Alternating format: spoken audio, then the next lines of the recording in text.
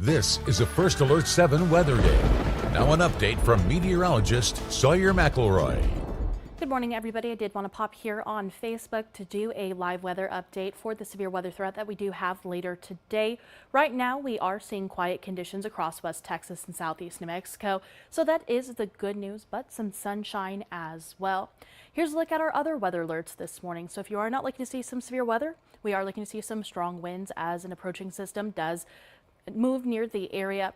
This does go into effect at noon Mountain Time, 1 p.m. Central Time, continuing through tonight for the Guadalupe and Delaware Mountains for wind gusts up to 60 miles per hour.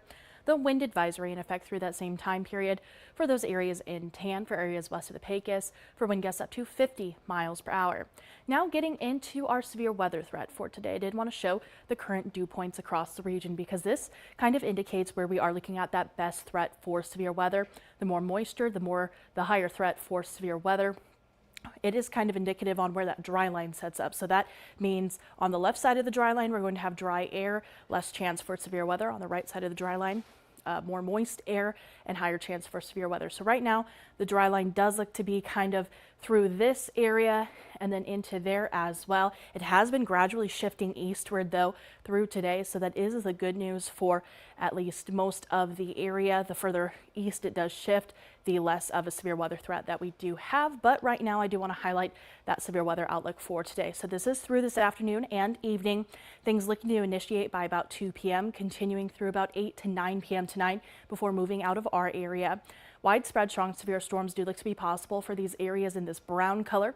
Scattered strong severe storms for these areas in yellow. That does include Midland, but parts of Midland County in that widespread threat. And then isolated strong severe storms possible for those areas in dark green. That does include Odessa.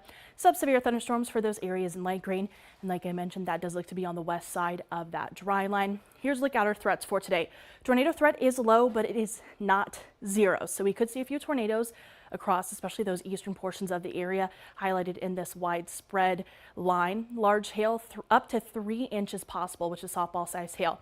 Not every single storm is going to have softball size hail, but if we do get a strong severe storm, we could see that hail up to 3 inches in diameter, and then damaging wind gusts as well. The overall flooding threat is low. However, it is West Texas. As we know, it floods every single time it rains out here. So expect some street flooding and localized flooding with any storm that does roll through. As we head through today, here's a look at that future cast. We could see those storms, like I mentioned, starting by about 2 p.m., especially across our far western portions of the region, then continuing to surge eastward through the afternoon and into the evening. And we kind of have two areas. We have this first area kind of out front, and then the secondary area back behind. So this is kind of the one that we're watching to hit that moist air and go severe pretty quickly. But this one also could be severe as we head into the evening hours. So that, like I mentioned, kind of moves off pretty quickly off to our east near the San Angelo, Abilene area.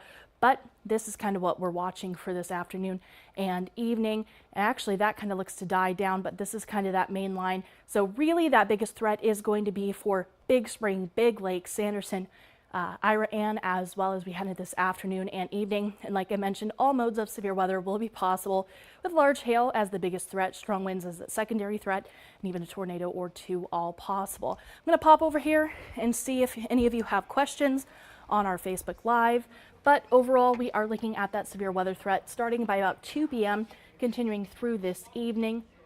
Overall, though, we do have that severe weather threat, so make sure to stay up to date with the First Alert 7 weather team as we head through today. Tom T. Fertiller will be in this afternoon and evening to give you updates as those storms start to fire and, of course, give you warnings as they are issued. Thank you for joining us and stay weather aware today.